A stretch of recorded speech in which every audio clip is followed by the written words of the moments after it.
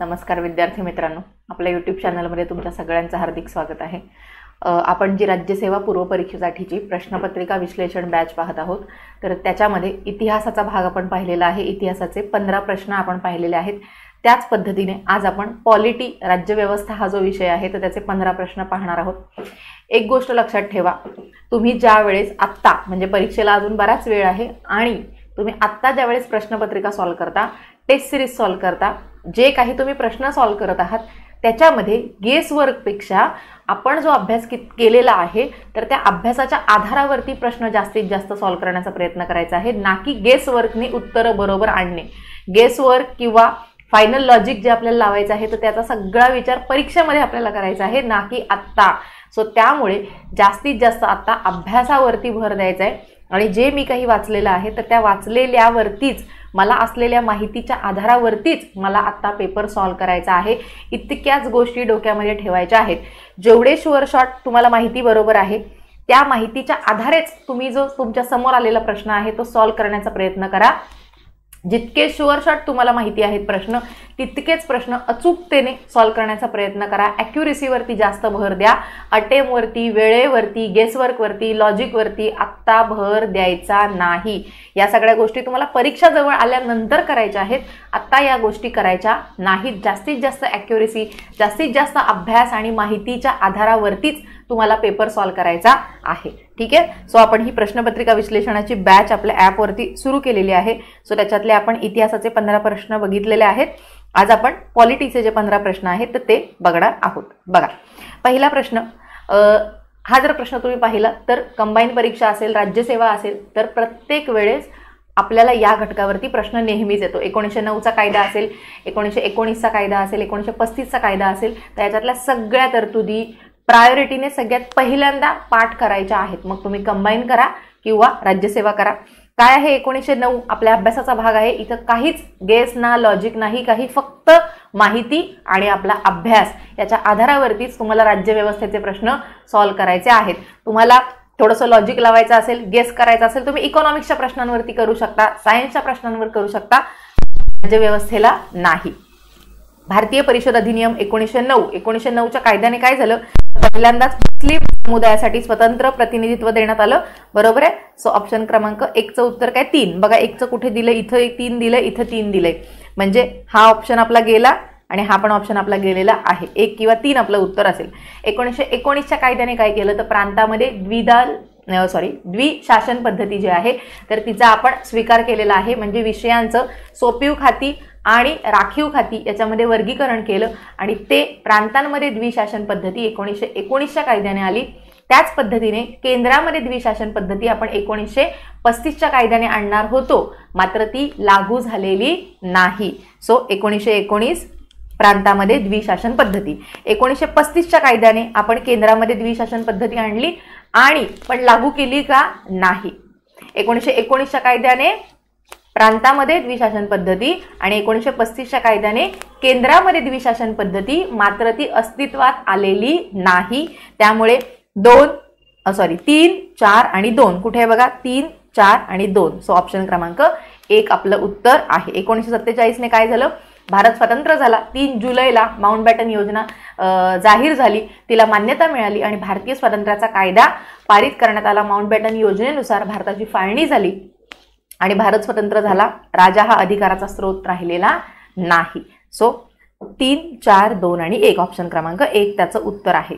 आपल्याला या सगळ्या तरतुदी ज्या आहेत या माहितीच असायला पाहिजेत, त्यामुळे 3ही कायद्यांतल्या तरतुदी महत्त्वाच्या तरतुदी जरी तुम्हाला कमीत कमी प्रत्येक कायद्याच्या 4 तरतुदी जरी तुम्ही पाठ करून ठेवल्या तरी तुम्हाला इलिमिनेशन करायला ते सोपं जाणार आहे। भारतीय परिषद अधिनियम 1909 सदस्य संख्या जी आहे कायदेमंडळातली ती 16 वरून 60 करण्यात आली। पाठ करायचं। प्रथमच भारतीयांना व्हाईसरॉय आणि गव्हर्नर यांच्या कार्यकारी मंडळामध्ये सहभाग घेण्याचा अधिकार मिळाला। त्यानुसार के.जी. गुप्ता आणि सय्यद हुसेन बिलग्रामी, सो के.जी. गुप्ता आणि बिलग्रामी हे 2 लोक इंडिया काउन्सिलमध्ये सहभागी झाले आणि जे गव्हर्नरचं कार्यकारी मंडळ आहे तर याच्यामध्ये सत्येंद्र प्रसाद सिन्हा यांचा सहभाग झाला। त्याचबरोबर मुस्लिमांना आपण प्रतिनिधित्व देण्यात आलं, स्वतंत्र मतदारसंघ आपण दिले त्यांना. त्याचबरोबर निर्वाचनाचे तत्व पहिल्यांदाच मान्य करण्यात आले, म्हणजे निवडणुकीचे तत्व पहिल्यांदाच मान्य करण्यात आले. हे एक वेगळं आहे, तर हे पाठ करून ठेवा. 3 प्रकारचे मतदारसंघ बनवण्यात आले. एक सामान्य, दुसरा आहे मुसलमान आणि जमीनदार यांचा एक मतदारसंघ, आणि व्यापारी जेवढे आहेत तर चेंबर्स ऑफ कॉमर्स, सो त्यांचा चेंबर्स ऑफ बेंगाल, सो व्यापारी जेवढे आहेत तर त्या व्यापाऱ्यांसाठीचा वेगळा मतदारसंघ. अशा प्रकारचे 3 प्रकारचे मतदारसंघ 1909च्या कायद्याने तयार करण्यात आलेले आहेत. मताधिकार जो आहे म्हणजे मत देण्याचा अधिकार सगळ्यांना आहे का? नाही. जेवढी लोक कर भरत आहेत, ज्यांचं उत्पन्न जास्त आहे, अशाच लोकांना मतदानाचा अधिकार देण्यात आला.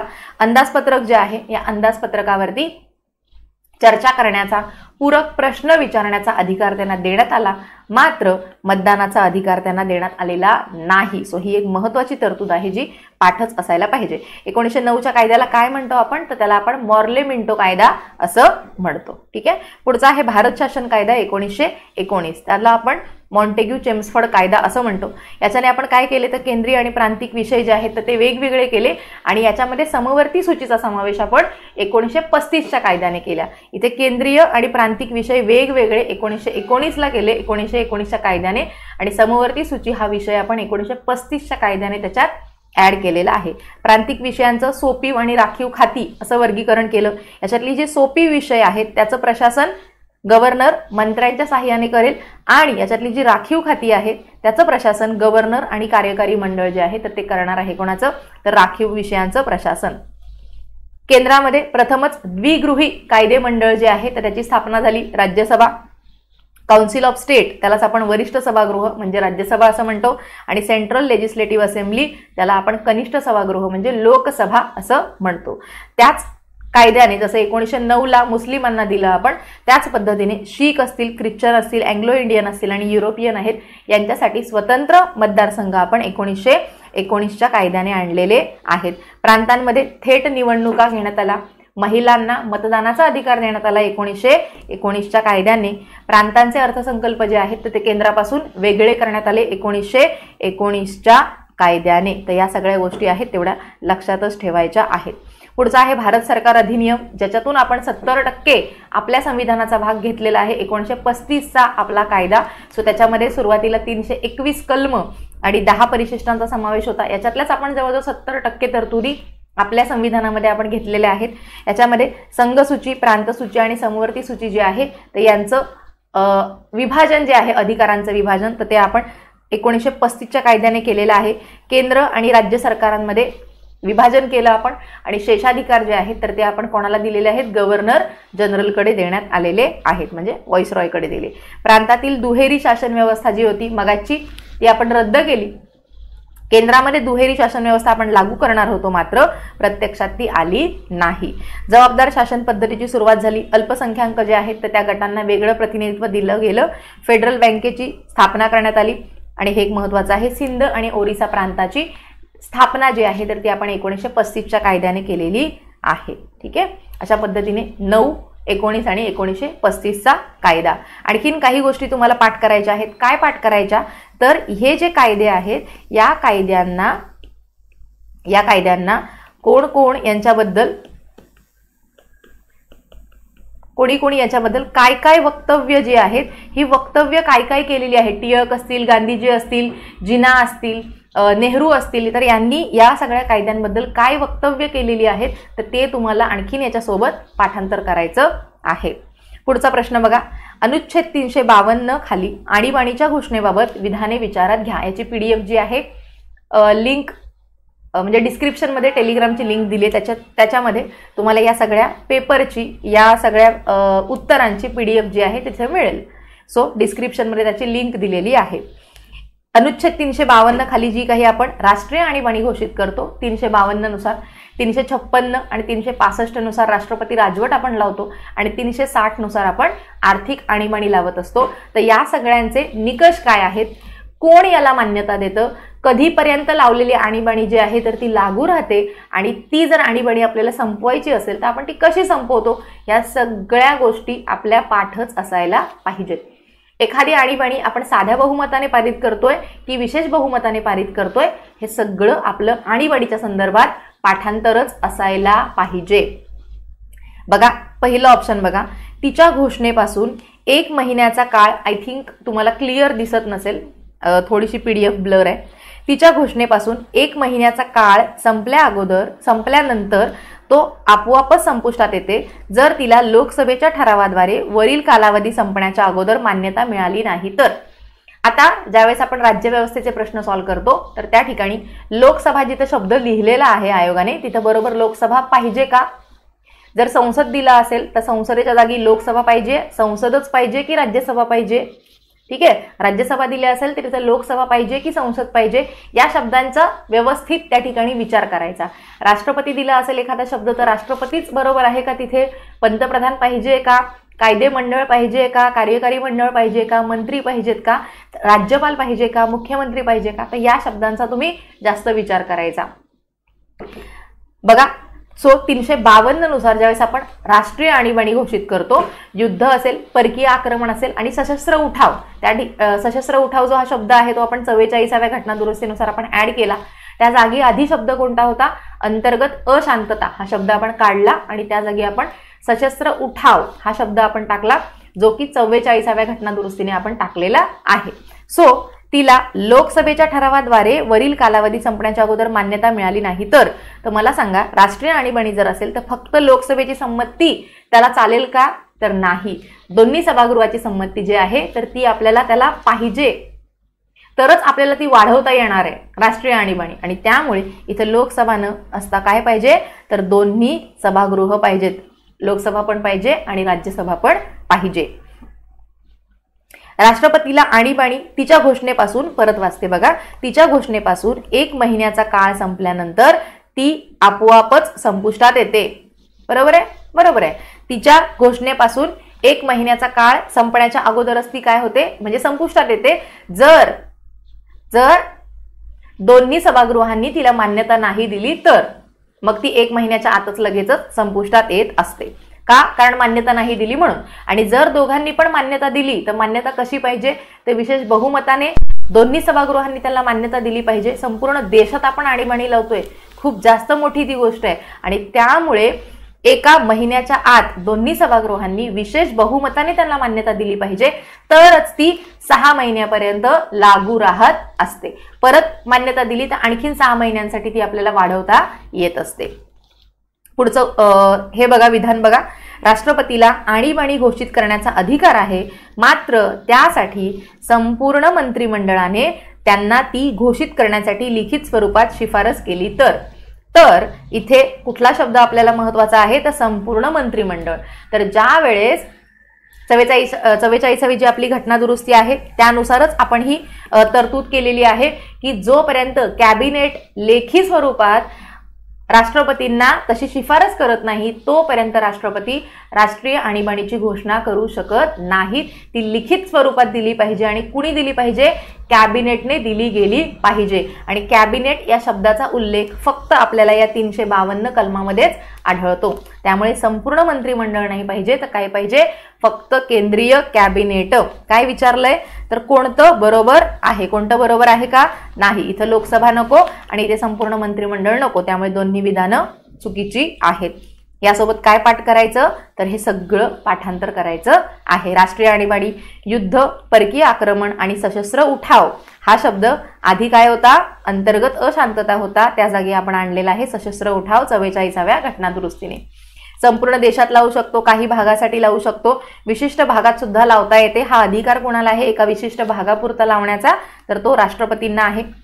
कॅबिनेट मंत्रिमंडळाकडून लेखी परवानगी आल्यानंतरच, आणि ही तरतूद आपण 44व्या घटना दुरुस्तीने आणलेली आहे. याला न्यायालयामध्ये आव्हान देता येतं का? तर देता येतं. 38व्या घटना दुरुस्तीने याला न्यायालयामध्ये राष्ट्रीय आणीबाणीला आव्हान देता येत नव्हतं, मात्र 44व्या घटना दुरुस्तीने त्या राष्ट्रीय आणीबाणीला आपल्याला न्यायालयामध्ये आव्हान देता येणार आहे. कधी पारित होते किंवा कधी चालू होते ती? तर राज्यसभा असेल, लोकसभा असेल, दोन्ही सभागृहांकडून विशेष बहुमताने 1 महिन्यात त्याला संमती मिळणं आवश्यक असतं. हे राष्ट्रपती राजवट जर लावायची असेल तर या ठिकाणी किती महिने असतात? 2 महिने. आणि ते विशेष बहुमत असतं का? नसतं. इथं काय असतं? साधे बहुमत. म्हणजे राज्यांवर राष्ट्रपती राजवट लावायची आहे, राज्यावरती एखाद्या, तर विशेष बहुमत लागणार आहे का? नाही, साधं बहुमत लागेल. किती महिन्यात मान्यता द्यायची आहे? लगेचच एका महिन्यात द्यायची आहे का? नाही, 2 महिन्यामध्ये मान्यता दिली तरी पण चालणार आहे, आणि ती सुद्धा साध्या बहुमताने. हे कशाबद्दल बोलतोय आपण? 356 आणि 365 राष्ट्रपती राजवट लावायची असेल तर. हा कालावधी सुद्धा सुरुवातीला 2 महिने होता, म्हणजे 2 महिन्यात संमती द्या असा होता, पण तो सुद्धा आपण 44व्या घटना दुरुस्तीनेच 1 महिन्याच्या आत तिला मान्यता मिळायला पाहिजे, कारण ती राष्ट्रीय आणीबाणी आहे म्हणून. 6 महिने लागू राहते आणि पुन्हा ती वाढवता येत असते. राष्ट्रीय आणीबाणी लागली की 19 मधले जे मूलभूत अधिकार आहेत तर ते निलंबित होतात, आणि त्याची अंमलबजावणी जी आहे तर ती 359 द्वारे राष्ट्रपतींना त्याची अंमलबजावणी निलंबित करता येते. आणखीन एक गोष्ट लक्षात ठेवायची की 20 आणि 21 नंबरचं जे कलम आहे ते जे मूलभूत अधिकार आहेत, मूलभूत हक्क आहेत, ते कुठल्याही आणीबाणीमध्ये निलंबित होत नाहीत. ते कुठल्याही आणीबाणीमध्ये निलंबित होत नाहीत. इथे 356, 365 दिलेला आहे. राज्यातील 356 कधी लावतो? तर राज्यातील घटनात्मक व्यवस्था जर कोलमडली असेल. आणि 365 कधी लावतो? 65 आदेश त्यांनी नाही मानले, केंद्राने दिलेल्या आदेशाचं पालन न केल्यास आपण काय करत असतो? एखाद्या राज्यामध्ये राष्ट्रपती राजवट लावत असतो. मान्यता कशी मिळेल त्याला? तर साध्या बहुमताने दोन्ही सभागृहात संमती मिळायला पाहिजे. कधी? तर 2 महिन्यात. बरोबर आहे, 2 महिन्यात संमती मिळायला पाहिजे. 6 महिन्यापर्यंत लागू राहते. एकदा लावली की सलग 6 महिन्यांपर्यंत लागू राहते. मध्येच जर राष्ट्रपतींनी घोषणा केली तर संपवायची, संपते. पण एकदा लागू केली तर ती 6 महिने तशीच सतत चालू राहते. पुन्हा वाढवायची असेल वाढवू शकतो. किती दिवसांपर्यंत ती वाढवता येईल किंवा किती महिन्यांपर्यंत, किती वर्षांपर्यंत वाढवता येते?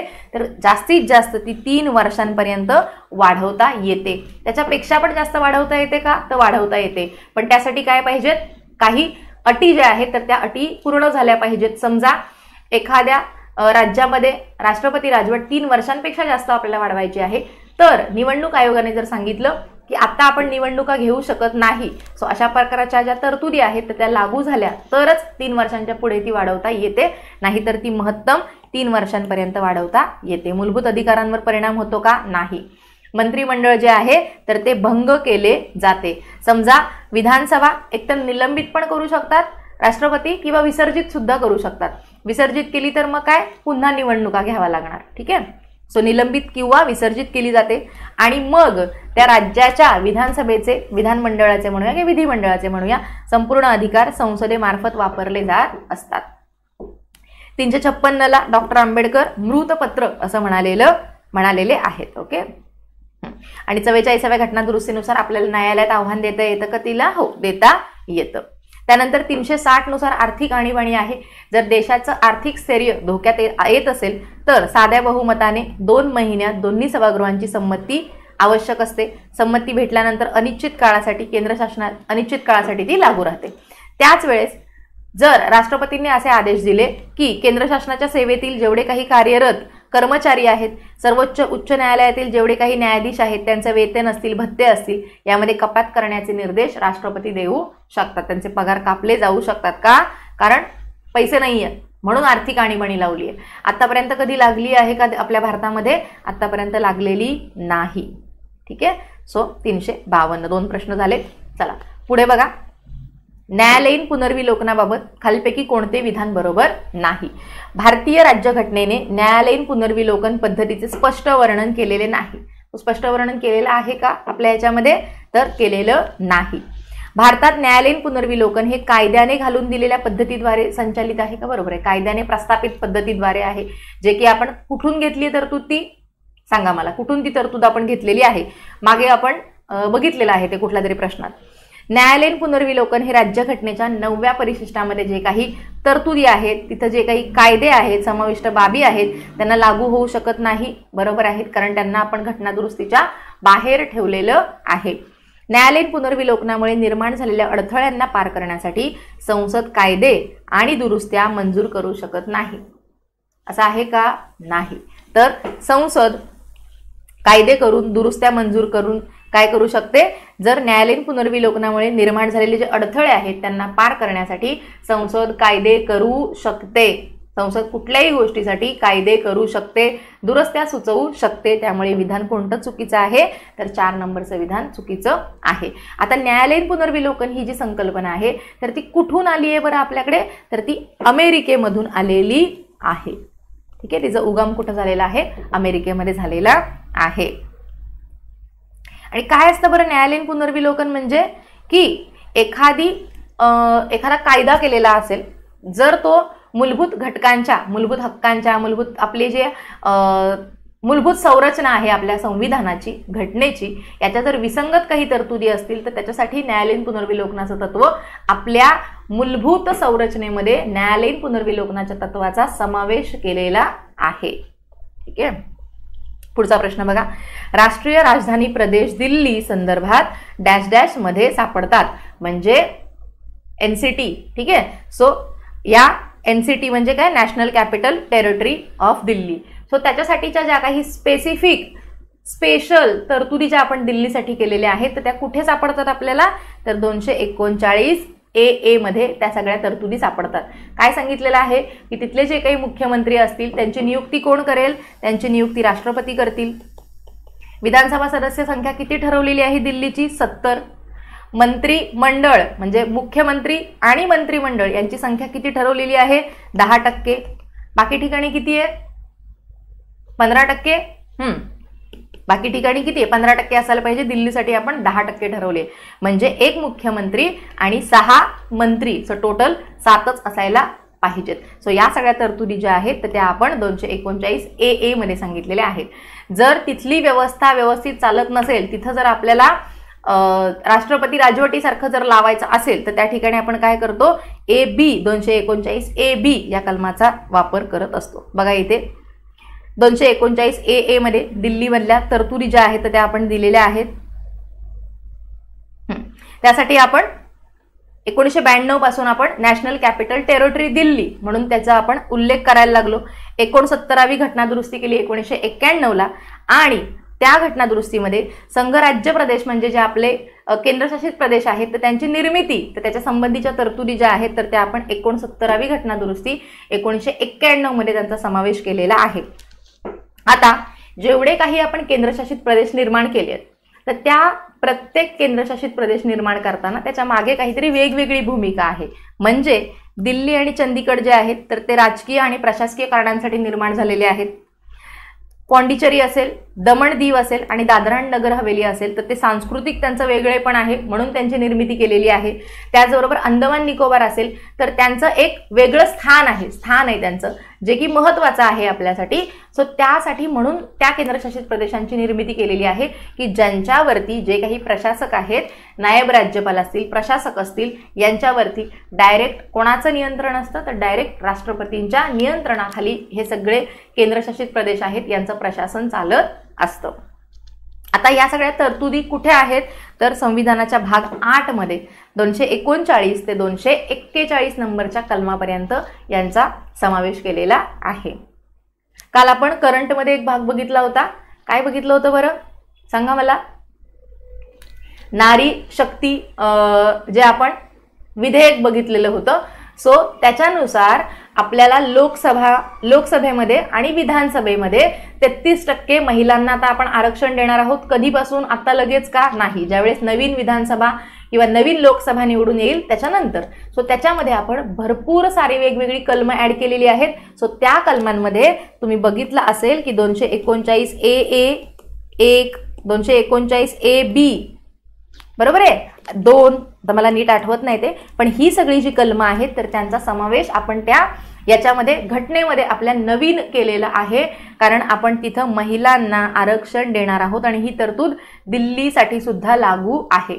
कुठे लागू नाहीये, तर राज्यसभेमध्ये लागू नाहीये, विधान परिषदेमध्ये लागू नाही, OBC ला आरक्षण नाही. बाकी SC असतील, ST असतील आणि अँग्लो इंडियन जे आहेत तर त्यांना ते आरक्षण लागू आहे. ठीक आहे, तो प्रश्न पण आहे याच्यामध्ये, तर तो प्रश्न येईल पुढे. सो इथं आपण बघा सदस्य संख्या दिल्लीच्या विधानसभेसाठी आपण किती सांगितली आहे, 70. 110 मंत्रिमंडळ 1+6. नियुक्ती कोण करेल, राष्ट्रपती करतील मुख्यमंत्र्यांची. 239 केंद्रशासित प्रदेशाचं प्रशासन कसं चालवायचं. 239A मध्ये स्थानिक विधिमंडळांची निर्मिती. 239 ए बी मध्ये घटनात्मक यंत्रणा जर अपयशी झाल्या तर राष्ट्रपती राजवट वगैरे लावायचे तर कशी, तर त्या संबंधीच्या तरतुदी ए बी मध्ये दिल्यात. बी मध्ये वट हुकूम काढण्याचा अधिकार, प्रशासकाचा अधिकार, 240 मध्ये दिल्लीबाबत विशेष तरतुदी आणि 241 मध्ये केंद्रशासित प्रदेशांसाठीची उच्च न्यायालये जे आहेत त्यांच्या संबंधीच्या तरतुदी 241 मध्ये दिलेल्या आहेत. आता जे आपण म्हणालो की कितवा आहे बरं सांगा मला, कितवा आहे? 128वा घटना दुरुस्ती विधेयक आहे का सांगा मला. करंट ज्यांनी वाचलंय 128वा घटना दुरुस्ती विधेयक आहे. आणि किती नंबरचं कलम आहे, सॉरी कितवी घटना दुरुस्ती आहे आपली? 106वी घटना दुरुस्ती आहे का? चेक करून सांगा मला जर चुकलं असेल तर माझं. ठीक आहे. सो हे आता आपण पारित केलंय, पण हा पेपर कधीचा आहे? 2017चा. सो त्यावेळेच्या करंटनुसार हा प्रश्न आलेला होता. बघा, 108व्या घटना दुरुस्ती विधेयकाबाबत खालील विधाने विचारात घ्या. आता ज्या काही तरतुदी आहेत ना तशाच तरतुदी आहेत. बघा, आताची लोकसभा कितवी आहे? 17वी. हे कधी मांडलेलं होतं? 15व्या लोकसभेमध्ये. ठीक आहे. सो बघा, लोकसभा आणि राज्यांच्या विधानसभेमध्ये महिलांसाठी 1/3 राखीव जागेसंबंधी होते. बरोबर आहे. 108वी घटना दुरुस्ती विधेयक तेव्हाचं विधेयक. कायदा झालाय का त्याचा? नाही. त्यामुळे घटना दुरुस्ती असणार आहे का? नाही. राज्यसभेने 9 मार्चला मंजूर केलं होतं. लोकसभेने कधीच मतदान केलं नाही आणि 15व्या लोकसभेच्या विसर्जनानंतर ते रद्द झालं. लोकसभेने पारित केलं नाही, मतदान केलं नाही, त्यामुळे ते विसर्जन काय झालं? ते विसर्जनानंतर रद्द झालं, म्हणजे लॅप्स झालं. लॅप्स झालं, ते विधेयक लॅप्स झालं. ठीक आहे. सो सर्व विधानं त्याची बरोबर आहेत. अ ब क ड. याच्यावर आता आपल्याला अभ्यास करायचा आहे का? नाही. ते त्यावेळेच्या करंटनुसार त्यावेळेचा तो प्रश्न आलेला होता. आता आपल्याला काय करायचंय? आत्ता जे आपण म्हणालो 128वा घटना दुरुस्ती विधेयक आणि 106वी घटना दुरुस्ती करंटमध्ये आहे, तेवढं वाचून घ्या. पुढचं, नागरिकांसाठी खालीलपैकी कोणती कर्तव्य विहित करण्यात आलेली आहेत? सो काय काय कर्तव्य आहेत सांगा आणि समावेश कुठे आहे त्यांचा? तर 51(1)च्या ए मध्ये आपण काय केलेलं आहे? 11 मूलभूत कर्तव्यांचा समावेश केलेला आहे. 42व्या घटना दुरुस्तीने आपण 10 मूलभूत कर्तव्यांचा समावेश केला. त्यानंतर 86वी घटना दुरुस्ती केली आपण आणि 11वं जे मूलभूत कर्तव्य आहे तर त्याचा आपण 51(1)(k) मध्ये तर त्याचा आपण समावेश केलेला आहे. सो ती सगळी मूलभूत कर्तव्य समोर आठवायची आहेत. ए मध्ये काय सांगितलेले आहे? तर आदर करा. बी मध्ये काय सांगितलंय? तर तुमचं सार्वभौमत्व राखा. सी मध्ये संरक्षण करा. डी मध्ये देशाचं संरक्षण करा. ई मध्ये काय सांगितलंय? की धार्मिक, भाषिक या सगळ्यांच्या पलीकडे जा, भेदभाव करू नका. याच्यानंतर जी मध्ये काय सांगितलंय? तर वने असतील, आपली जीवसृष्टी असेल तर त्यांचं रक्षण करायचं आहे, पर्यावरणाचं रक्षण करायचं आहे. जी एच मध्ये काय सांगितलंय? तर वैज्ञानिक दृष्टिकोन बाळगा. आय म्हणजे आपली मालमत्ता, असो सार्वजनिक मालमत्तेचं रक्षण करा. जे मध्ये काय सांगितलंय? सतत चांगल्या वाढत्या श्रेणींकडे जा. नंतर के मध्ये काय सांगितलंय? के मध्ये काय सांगितलंय? की पालकांनी आपल्या पाल्याला शिक्षण द्यायचं आहे, ते आपलं कर्तव्य आहे. सो अशा पद्धतीने ती 11 मूलभूत कर्तव्यांचा समावेश केलाय. त्या 11 पैकी इथं किती दिलेली आहेत बघा? ग्रामपंचायतीचं संघटन करणे म्हणालो का? आता नाही. हे काय आहे? 44 की 40? 40 नंबरचं मार्गदर्शक तत्व आहे. बरोबर. सो ए येणार नाही. ए गेलं ऑप्शन मधून आपल्या. उत्पन्नातील विषमता कमी करणं कुठे आहे? 39D मध्ये आहे का? 39D मध्ये की 39 नंबरच्या कलमामध्ये आहे ते मार्गदर्शक तत्वांमध्ये आहे. नाहीये ते सुद्धा. बी पण नाहीये. सो ब पण गेलं, इथून पण गेलं. देशाचं संरक्षण करणं आहे का? डी देशाचं संरक्षण करा. बरोबर आहे. सो क पाहिजे आपल्याला. मिळालं उत्तर. ह्याच्यात क नाहीये त्यामुळे हे गेलं. लष्करी सेवा बजावणे आहे का? नाही. समान नागरी कायदा निश्चित करणं 44 नुसार होतं आहे का? तिकडं आहे ते मार्गदर्शक तत्व आहे, कर्तव्य नाही. सार्वजनिक निवडणुकांमध्ये मतदान करणं तर हे इथं पण नाहीये, तिथं पण नाहीये, म्हणजे तत्वामध्ये पण नाहीये, कर्तव्यांमध्ये पण नाहीये. सो त्यामुळे एफ येणार नाही. उत्तर काय आहे? ऑप्शन क्रमांक 4 फक्त क. सगळी तुम्हाला आता मी 11 सांगितलेली आहेत कर्तव्य. ठीक आहे. पुढचं बघा. एक मिनिट, कुठे आहोत आपण? जर एखादी व्यक्ती संसदेच्या दोन्ही सभागृहासाठी निवडून आली तर तिने कोणत्या सभागृहात सेवा देऊ इच्छिते ते 10 दिवसांच्या आत कळवलेच पाहिजे, अन्यथा दोन्हीही जागा त्याच्या रिक्त होतील. पुढचं, जर एखादी व्यक्ती एखाद्या सभागृहातील, पहिलं विधान बघू फक्त, जर एखादी व्यक्ती संसदेच्या दोन्ही सभागृहांमध्ये निवडून आली आहे आणि तिने 10 दिवसांच्या आत कळवले नाही तर तिच्या दोन्हीही जागा रिक्त होतात का? दोन्हीही जागा रिक्त होत नाही. संसदेची 2 सभागृह कोणती? एक लोकसभा आणि दुसरं राज्यसभा. जर संसदेच्या दोन्ही जागांवरती एखादी व्यक्ती, एखादा सदस्य निवडून येत असेल तर त्याची राज्यसभेतली जी जागा आहे तर ती नेहमी रिक्त होत असते, कारण जास्त वेळ आहे तिकडे. सो त्यामुळे ती जागा रिक्त होत असते, दोन्ही जागा रिक्त होत नाही. काय विचारलंय? कोणती विधानं बरोबर नाहीत, त्यामुळे अ पाहिजे आपल्याला. हे आपले दोन्ही ऑप्शन गेले. पुढे बघा, जर एखादी व्यक्ती एखाद्या सभागृहातील 2 जागांवर निवडून आली तर तिने एका जागेसाठी पर्याय दिला पाहिजे, अन्यथा दोन्हीही जागा रिक्त होतात. बरोबर आहे. एकाच सभागृहातल्याच दोन्ही जागा आहेत तर दोन्हीपैकी कोणती जागा तिला पाहिजे हे जर सांगितलं नाही तर दोन्हीही जागा रिक्त होतात. बरोबर आहे. पुढचं, इथं एकच सभागृह आहे. इथं काय होतं? 2 सभागृह, म्हणजे लोकसभेमध्ये पण आणि राज्यसभेमध्ये पण. दोन्हीकडे निवडून आलो, सांगितलं नाही 10 दिवसात, तर राज्यसभेतली जी जागा आहे ती रिक्त होत असते. पुढे, जर एका सभागृहाचा सदस्य असलेल्या दुसऱ्या सभागृहासाठी देखील निवडून आला तर त्याची पहिल्या सभागृहातील जागा रिक्त होते. बरोबर आहे. त्यांची पहिल्या सभागृहात जी जागा असते तर ती पहिल्या सभागृहामधली जागा रिक्त होत असते. त्यामुळे हे ब बरोबर आहे, क बरोबर आहे. काय चुकीचं होतं? तर हे चुकीचं होतं. का? कारण दोन्ही जागा रिक्त नाही होत, राज्यसभेतली जागा रिक्त होत असते. एखादी व्यक्ती, आणखीन काय आहे तर एखादी व्यक्ती लोकसभा किंवा राज्यसभावरती आणि खाली विधानसभा, विधान परिषद, जर अशा ठिकाणी जर निवडून आली आणि त्यांनी 14 दिवसांच्या आत जर सांगितलं नाही तर त्यांची संसदेतली जागा जी आहे तर ती नेहमी रिक्त होत असते. म्हणजे वरची शिक्षा आहे ना ती, त्यामुळे जी मोठी जागा आहे तीच नेहमी रिक्त होणार आहे. त्यासाठी 14 दिवस त्यांना दिलेले असतात. काय उत्तर होतं बरं याचं? ऑप्शन क्रमांक 3, फक्त अ. आणि चुकीचं विचारलंय म्हणून फक्त अ. पुढचं बघा, राष्ट्रीय मानवाधिकार आयोगाच्या अध्यक्षांची नियुक्ती काही व्यक्तींच्या समितीच्या शिफारशीवरून राष्ट्रपतीद्वारे केली जाते. खालीलपैकी कोण या समितीचा भाग असत नाही? म्हणजे 1993चा आपला कायदा आहे, सो त्यानुसार आपण राष्ट्रीय मानवाधिकार आयोग जो आहे तो स्थापन केलेला आहे. याच्यामध्ये एक अध्यक्ष आहेत, तुमचे 5 सदस्य आहेत आणि 7 इतर जे आपले आयोग आहेत, म्हणजे SC असेल, ST असेल, OBC आहेत, महिला आहेत, अल्पसंख्याक आहेत, अपंग आहेत, बरोबर, आणि बालक आहेत. अशा पद्धतीने हे 7 जेवढे काही आपले आयोग आहेत या 7 आयोगांचे जे मानद अध्यक्ष असतात आणि यांचा आयुक्त अपंगांचा. सो अशा पद्धतीने हे 7 सदस्य असतात. 5 त्याचे पूर्ण वेळ सदस्य आहेत, 2 जे की सर्वोच्च न्यायालयातले न्यायाधीश आणि उच्च न्यायालयातले न्यायाधीश असतील, 3 लोक जी आहेत, बाकीची 3 लोक ज्यांना की मानवाधिकारासंबंधित अनुभव आहे, ज्ञान आहे, अशी 3 लोक ही असतील. या 3 लोकांपैकी एक महिला असायला पाहिजे. हे 5 जण झाले. आणि एक अध्यक्ष जे की सर्वोच्च न्यायालयाचे न्यायाधीश असायला पाहिजेत, असे माजी न्यायाधीश सुद्धा चालतील. सो अशा पद्धतीने या संपूर्ण राष्ट्रीय मानवाधिकार आयोगाची आपण रचना जी आहे तर ती केलेली आहे. आता त्या अध्यक्षांना जी निवड समिती असते त्यांच्याबद्दल त्यांनी इथं माहिती विचारलेली आहे. मी खाली PDF दिलेली आहे, त्यात सगळं लिहिलेलं आहे, ते तुम्ही त्या PDF मधून वाचून घ्यायचं आहे. ठीक आहे, कारण ते पाठ करायचं आहे आपल्याला. सो इथे बघा, त्या निवड समितीत कोण कोण असतं? पंतप्रधान असतात, बरोबर आहे. गृहमंत्री असतात, बरोबर आहे. लोकसभेतील विरोधी पक्षनेता आणि राज्यसभेतील विरोधी पक्षनेता हे दोन्ही असतात. लोकसभेचा सभापती असतो, बरोबर आहे. राज्यसभेचा उपाध्यक्ष असतो. राज्यसभेचा कोण असतो? उपाध्यक्ष. अध्यक्ष असतो का? नाही. किंवा सभापती असेल तर उपसभापती असतात. का? कारण त्यांचा अध्यक्ष कोण आहे? उपराष्ट्रपती आहेत आणि त्यामुळे यांचा कोण लागतो आपल्याला? उपाध्यक्ष लागतो किंवा उपसभापती म्हणा. ठीक आहे. सो लोकसभेचा सभापती आणि राज्यसभेचा उपाध्यक्ष पाहिजे. सो फ आपलं चुकीचं आहे. कोण नाही तर फ असणार नाही. ठीक आहे.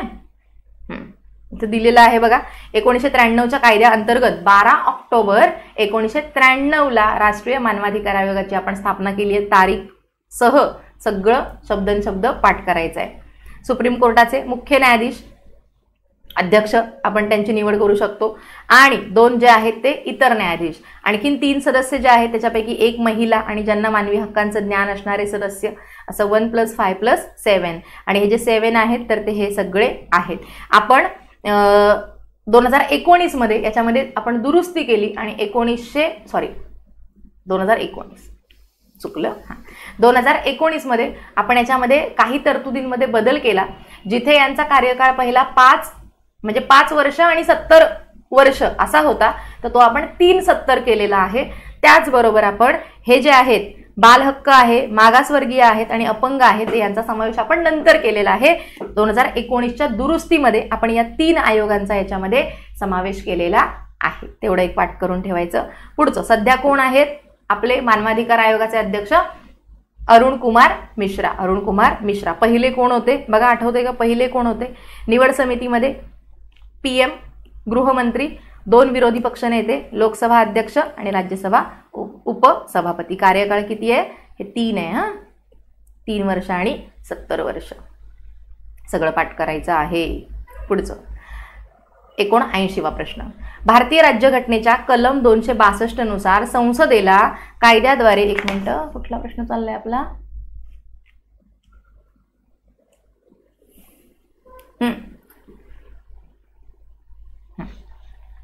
भारतीय राज्यघटनेच्या कलम 262 नुसार संसदेला कायद्याद्वारे आंतरराज्यीय नद्यांच्या किंवा नदी खोऱ्यातील पाण्यासंबंधीच्या तंट्यांच्या निर्णयाकरता तरतूद करता येते.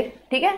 पुढचं कलम 262 नुसार भारताच्या राष्ट्रपतींना आंतरराज्य नदी जलवाटप लवाद स्थापन करण्याचा अधिकार आहे. तर काय विचारलेलं आहे त्यांनी? तर एकतर संसदेला अधिकार असेल किंवा राष्ट्रपतींना अधिकार असेल. बरोबर. 262 नुसार आपण आंतरराज्यांमध्ये ज्यावेळेस पाणी वाटपाचे तंटे निर्माण होतात त्यावेळेस आपण लवादाची स्थापना करतो, हे आपल्याला माहिती आहे. 263 नुसार आपण आंतरराज्य परिषदेची स्थापना करतो, हे माहिती आहे आपल्याला. पण याची स्थापना आता करतं कोण? इथं एकतर दिले संसद, इथं दिले राष्ट्रपती. दोन्ही विधानं बरोबर असतील का? नाही. एक विधान कुठलं तरी चुकीचं असणार आहे. एकतर संसद स्थापना करू शकेल किंवा राष्ट्रपती स्थापना करू शकतील. तर हा अधिकार कोणाला आहे? हा अधिकार आहे संसदेला. काय विचारलंय? चुकीचं विधान कोणते? कोणतं चुकीचं विधान आहे? ऑप्शन क्रमांक 3 फक्त ब. आता इथं त्याच्याबद्दल माहिती दिलेली आहे तर ती तुम्ही वाचून घ्यायची आहे. बघा कुठे गेली? आंतरराज्यीय नदी जल विवाद तंटा निवारणासाठी, विवाद मिटवण्यासाठी संसद तरतूद करते. आर्टिकल 262 नुसार संसदेच्या तरतुदीप्रमाणे सर्वोच्च व इतर कोणत्याही न्यायालयाला आपले अधिकार क्षेत्र वापरता येत नाही. म्हणजे या लवादाच्या किंवा या तंट्यांशी निगडीत सर्वोच्च न्यायालयाला किंवा कोणत्याही न्यायालयाला आपलं अधिकार क्षेत्र वापरता येणार नाही. या लवादामार्फतच त्यांचे तंटे जे आहेत हे सोडवले जात असतात. यासाठी अधिकार क्षेत्र वापरता येणार नाही. ठीक आहे. हे तुम्ही इथलं पुढचं जे आहे तेवढं त्याच्यामधलं वाचून घ्या. काय होतं त्याचं उत्तर? ऑप्शन क्रमांक 3 फक्त ब. पुढचं जे आहे तेवढं सगळं वाचून घ्या. PDF मध्ये दिलेलं आहे. आंतरराज्य परिषदांसंदर्भात आंतरराज्य परिषद पुढचा प्रश्न आहे तो, म्हणून ती PDF तिथे आहे. ठीक आहे. पुढचं बघा. प्रश्न 80. खालीलपैकी कोणते विधान बिनचूक आहे? बिनचूक म्हणजे काय? बरोबर आहे. तर या 4 विधानांपैकी एकच कोणतं तरी बरोबर असणार आहे. बरोबर. बघा, एकच व्यक्ती एकाच वेळी 2 किंवा अधिक राज्यांसाठी राज्यपाल म्हणून नियुक्त करता येत नाही. आपले राज्यपाल आहेत का महाराष्ट्राचे? आहेत. तर ते कोणासाठी काम करतात? ते गोवासाठी पण काम करतात का? करतात. सो काय विधान चुकीचं आहे, कारण एक किंवा एकाच वेळी 2 किंवा अधिक राज्यांसाठी काम करू शकतात आणि त्यामुळे पहिलं विधान चुकीचं. राज्यपालास त्यांच्या पदावरून काढण्यासंदर्भात भारतीय राज्यघटनेत विशिष्ट अशी प्रक्रिया सांगितलेली नाही. विशिष्ट अशी प्रक्रिया सांगितलेली नाही. बरोबर आहे. त्यांना कसं पदावरून काढायचं ते सांगितलेलं आहे का? नाही. कोण नियुक्ती करत असतं? राष्ट्रपती करत असतात. सो त्यामुळे राष्ट्रपतींची मर्जी असेपर्यंत पदावरती राहतात ते, आणि त्यामुळे त्यांना कसं काढायचं याची पद्धत सांगितलेली नाही. विधान बरोबर आहे. पुढचं का चुकलंय बघा. राज्यपाल हा संसदेच्या दोन्ही सभागृहांपैकी एकाचा सदस्य असणं आवश्यक असतं. आहे का असं आवश्यक? नाही. सो त्यामुळे चुकीचं आहे. असू शकतो का? असू शकतो. त्याने तिकडचा राजीनामा दिला, त्याला इकडचा राज्यपाल बनवता येईल, पण असे असणं आवश्यक आहे का? नाही. सो चुकीचं आहे हे. राज्यातील विद्यापीठांच्या कुलपतींची नियुक्ती राज्यपाल करतात. सो कुलपती स्वतः राज्यपालच असतात. कुलगुरू वेगळे असतात, पण जे राज्यामधले विद्यापीठ आहेत त्यांचे कुलपती कोण असतात? राज्यपालच असतात. त्यामुळे त्यांची नियुक्ती नाही करत ते स्वतःच कुलपती असतात. त्यामुळे हे विधान सुद्धा चुकीचं आहे. सो ऑप्शन क्रमांक 2 आपलं बरोबर आहे. इथं राज्यपालांसंबंधीच्या सगळ्या तरतुदी दिलेल्या आहेत. 153 मध्ये एक राज्यपाल असेल. 7व्या घटना दुरुस्तीद्वारे एकच व्यक्ती 2 किंवा अधिक राज्यांसाठी राज्यपाल म्हणून काम करू शकेल. 154 नुसार कार्यकारी अधिकार राज्याचे राज्यपालांकडे असतात. 155 नुसार राष्ट्रपतींकडून त्यांची नियुक्ती केली जाते. अशा पद्धतीने इथं सगळं काय राज्यपालांची माहिती दिलेली आहे, तेवढी वाचून घ्यायची आहे राज्यपालांची माहिती. पुढचं, विभागीय परिषदांसंदर्भात खालीलपैकी कोणती विधानं बिनचूक आहेत. आता विभागीय परिषदा ज्या आहेत त्यांच्याबद्दल, विभागीय परिषदा या घटनात्मक संस्था आहेत. काय म्हटलंय, बिनचूक नाहीत म्हणजे बरोबर नाहीत म्हणजे काय आहेत, चुकीची आहेत. सो आपल्याला चुकीची ओळखायची. विभागीय परिषदा या घटनात्मक संस्था आहेत. विभागीय परिषदांसाठी कुठलं कलम आहे का आपल्याकडे, नाही. त्यामुळे त्या घटनात्मक आहेत का, नाही. त्या वैधानिक आहेत का, कारण आपण कायद्यानुसार त्यांची निर्मिती केलेली आहे आणि त्यामुळे पहिलं विधान चुकलं. सो पाहिजे सगळीकडेच आहे. पुढचं, 1956च्या राज्य पुनर्रचना कायद्यानुसार त्यांची निर्मिती झाली आहे. बरोबर आहे. 1956चा राज्य पुनर्रचना कायद्यानुसार त्यांची निर्मिती झाली आहे. 6 विभागीय परिषदा ज्या आहेत त्या आपण स्थापन केलेल्या आहेत. पुढे, केंद्रीय गृहमंत्री विभागीय परिषदांचा अध्यक्ष असतो. बरोबर आहे. केंद्रीय गृहमंत्री असतील आणि त्या विभागातले सगळे जेवढे काही मुख्यमंत्री असतात तेवढे सगळे सदस्य असतात त्याचे, आणि जे गृहमंत्री असतात ते त्याचे अध्यक्ष असतात. बरोबर. सो हे विधान सुद्धा बरोबर आहे. पुढे, भारतात एकूण 7 विभागीय परिषदा देशातील एकूण 7 विभागांसाठी निर्माण करण्यात आलेल्या आहेत. सो पूर्व, पश्चिम, उत्तर, दक्षिण, मध्य आणि इकडची एक नॉर्थ ईस्ट वाली. सो अशा 6 आपण विभागीय परिषदा स्थापन केल्यात. 7 आहेत का, नाही. त्यामुळे चुकलं. कुठलं उत्तर असेल मग सांगा, आणि ड. हे सगळं फक्त अभ्यासाच्या जोरावरती, माहिती असलेला अभ्यास जो आहे याच्यावरतीच हे सगळं करायचं आहे. पॉलिटीचा पैकी म्हणजे पॉलिटीमध्ये जास्तीत जास्त मार्क मिळवण्यासाठी जास्तीत जास्त प्रश्न सॉल्व्ह केले की बरोबर कळतं की कोणता शब्द चुकीचा असू शकतो दिलेल्या आपल्या प्रश्नांमध्ये.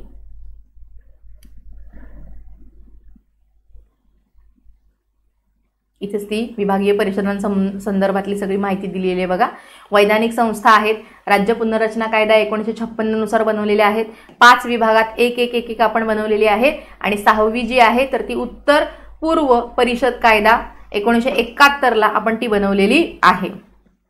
रचना दिलेली आहे त्याची. केंद्रीय गृहमंत्री त्याचे अध्यक्ष असतील. सर्व राज्यांचे मुख्यमंत्री त्याचे सदस्य असणार आहेत. इथे सगळं दिलेलं आहे. पुढचं, पंचायत राज वर 73व्या घटना दुरुस्तीमध्ये असलेल्या खालीलपैकी कोणत्या तरतुदी या ऐच्छिक तरतुदी नाहीत. आता पंचायत राजमध्ये काही तरतुदी ज्या आहेत ह्या ऐच्छिक आहेत. म्हणजे काय, त्यांच्या मनावर. ठीक आहे. त्यांना मनोरंजनाची साधनं निर्माण करून द्यायची आहेत. सुशोभीकरण करायचं आहे. बागा म्हणजे काय म्हणतो आपण त्याला, गार्डन. सो गार्डन बनवायचे आहेत. हे सगळ्या ऐच्छिक तरतुदी झाल्या. पण महिलांना 33% आरक्षण द्यायचंच आहे. महाराष्ट्रामध्ये 50% आरक्षण महिलांना द्यायचंच आहे. बरोबर. त्याच पद्धतीने 21 वर्ष ही किमान वयोमर्यादा असायला पाहिजे जर निवडणूक लढवायची असेल तर. त्याचबरोबर आणखीन काय, ग्रामसभा असेल, ग्रामपंचायतीची रचना असेल, आणखीन प्रत्यक्ष निवडणुका ज्या आहेत त्या घ्यायच्या. तर ह्या सगळ्या तरतुदी काय आहेत, ह्या अनिवार्य तरतुदी आहेत. मॅन्डेटरीज आहेत त्यांना. कळालं. सो ह्याला आपण अनिवार्य तरतुदी आणि ऐच्छिक तरतुदी अशा 2 प्रकारच्या तरतुदी आहेत. इथं मी दिलेलं आहे बघा, एकदा वाचा. इथे 73व्या घटना दुरुस्तीची कलमं दिली आहेत आणि 74व्या घटना दुरुस्तीची कलमं ही तुमची पाठच असायला पाहिजे, तोंडपाठ. हा सगळा तक्ता पाठ करून घ्यायचा. पुढे, 73व्या घटना दुरुस्तीतील अनिवार्य तरतुदी कोणत्या आणि ऐच्छिक तरतुदी कोणत्या बघा. स्थापना त्याची करणं 3 स्तरावरती, ग्रामपंचायत, पंचायत समिती, जिल्हा परिषद. सदस्य हे प्रत्यक्ष निवडणुकीद्वारे निवडून येतील. मधला स्तर जिल्हा आणि ठीक आहे, म्हणजे ग्रामपंचायतीसाठी प्रत्यक्ष निवडणुका असं म्हणायचं त्यांना. मधला स्तर आणि जिल्हा परिषदेसाठी अप्रत्यक्ष निवडणुका असतील. निवडणूक लढवण्यासाठी किमान वय 21 वर्ष असायला पाहिजे. SC आणि STला आरक्षण द्यायचं आहे. महिलांना 33% आरक्षण द्यायचं आहे. कालावधी 5 वर्षाचा असेल त्यांचा. राज्य निवडणूक आयोगाची स्थापना करायची 243I आणि तिकडे Y नुसार. 5 वर्षानंतर वित्त आयोगाची स्थापना करायची, सॉरी K 243 K नुसार राज्य निवडणूक आयोग निवडणुका आणि वित्त आयोग 243 I आणि Y. बरोबर. सो ह्या सगळ्या तरतुदी अनिवार्यच आहेत त्यांना. पण ऐच्छिक काय काय आहे की विधानसभा सदस्य असतील, संसद सदस्य असतील, त्यांना पंचायतीमध्ये सदस्यत्व देणं. ओबीसीला आरक्षण देणं, पंचायतीचे अधिकार असतील, त्यांचे आर्थिक अधिकार असतील, त्यांच्या योजनांचे अधिकार जबाबदाऱ्या सोपवणं, आर्थिक विकासाच्या जबाबदाऱ्या सोपवणं, हे सगळं ऐच्छिक तरतुदी अंतर्गत आहे. आता प्रश्न वाचा. ग्रामपंचायत, पंचायत समिती नाहीत विचारले आणि जिल्हा परिषद यांचे लोकप्रतिनिधी मतदारांद्वारे प्रत्यक्षरित्या निवडले जातील. बरोबर आहे, प्रत्यक्षरित्या निवडले जातील. पंचायत राज संस्थांना आर्थिक अधिकार देणं, ज्यामध्ये त्यांना कर, जकाती व पथकर लावण्याचा, वसूल करण्याचा, वापरण्याचा अधिकार समाविष्ट करणे. हे आर्थिक अधिकार देणं कुठे वाचलंय बघा तुम्ही? आर्थिक अधिकार देणं कुठे आहे? ऐच्छिक तरतुदीमध्ये. बरोबर. सो या प्रश्नावरती ब काय आहे त्यांचं? ब काय त्यांचं? ऐच्छिक आहे. हे ऐच्छिक आहे, त्यामुळे ऑप्शनमध्ये आपल्या ब असायला नाही पाहिजे, ब असायला नाही पाहिजे, हे किंवा हे. बघा, पंचायत राज संस्थांची निवडणूक लढवण्यासाठी 21 वर्ष ही किमान वयोमर्यादा असेल. बरोबर आहे, अनिवार्य तरतूद आहे. स्थानिक आमदार, खासदार यांना मतदारसंघात असणाऱ्या पंचायत राज संस्थांमध्ये प्रतिनिधित्व देण्यात यावं. संसद सदस्य, विधानसभा सदस्य यांना सदस्यत्व देणं ऐच्छिक आहे, त्यांच्या मनावरती आहे. सो ही पण ऐच्छिक तरतूद आहे. कुठल्या ऐच्छिक नाहीत तर अ आणि क ऐच्छिक नाही, बाकी दोन ऐच्छिक आहेत. सो अ आणि क त्याचं उत्तर. पुढचं, आंतरराष्ट्रीय न्यायालयाबाबत खालीलपैकी कोणते विधान बरोबर आहे? आंतरराष्ट्रीय न्यायालय हेग, नेदरलँड, आपल्या सगळ्यांना माहिती आहे ICJ, international court of justice असं म्हणतो त्याला आपण. सो हे कायमस्वरूपी जिनेवा इथे कार्यरत आहे का रे? काय बरोबर आहे विचारलंय. ओके, म्हणजे कुठलं तरी एकच बरोबर असणारे विधान, जास्तीत जास्त चुकीचे असणार आहेत. जिनेवा इथं आहे का? नाही. हेग नेदरलँडला आहे ते. त्याच्या पुढे आलेले सर्व प्रश्न उपस्थित न्यायाधीशांच्या बहुमताने सोडवले जातात का? बहुमताने सोडवणार ना. इकडे 4 मतं पडली, इकडे 2 मतं पडली, कोणाच्या बाजूने निकाल देणार? बहुमतानेच. सो हे बरोबर असायला पाहिजे. आणखीन बघू, न्यायाधीशांची निवड ही 6 वर्षांच्या कालावधीसाठी होते, तर 6 वर्षांच्या नाही तर ती 9 वर्षांच्या कालावधीसाठी होत असते. 9 वर्षांचा कालावधी. निवृत्त न्यायाधीश पुनर्निवडणुकीस पात्र नसतात, तर ते पुनर्निवडणुकीसाठी पात्र असतात. एक मिनिटं, काहीतरी राहिलं वाटतंय. हां, त्यानंतर टोटल न्यायाधीश किती असतात यांच्याकडे? तर यांच्याकडे टोटल असतात 15 न्यायाधीश. टोटल न्यायाधीश किती असतात? तर यांच्याकडे असतात 15 न्यायाधीश आणि 5-5 वर्षांनी 15 न्यायाधीश असतात आणि 3 वर्षांनी यांच्या निवडणुका ज्या आहेत तर त्या निवडणुका निवडणुका होऊन 1/3 सदस्य पुन्हा त्याच्यामध्ये भरले जात असतात. म्हणजे 1/3 जागांसाठी 3 वर्षांनी निवडणुका होत असतात. हेग नेदरलँडमध्ये ते आहे, पुनर्निवडणुकीसाठी पात्र असतात. 6 नाही तर 9 वर्षांचा कालावधी असतो आणि टोटल किती न्यायाधीश असतात? तर 15 न्यायाधीश असतात. आणि त्याचं मुख्यालय कुठे? हेग नेदरलँडला त्याचं मुख्यालय आहे. ठीक आहे, इथपर्यंत हे आपले 15 जे प्रश्न होते पॉलिटीचे, तर ते 15 प्रश्न आपले सॉल्व्ह करून झालेले आहेत. याची जी PDF आहे तर ती PDF तुम्हाला टेलिग्राम चॅनलवरती दिलेली आहे. तिथून तुम्ही डिस्क्रिप्शनमधून लिंक बघा आणि त्या टेलिग्राम चॅनलवरून तुम्हाला ती PDF जी आहे तर ती मिळू शकते. ठीक आहे, थांबूया इथे आपण.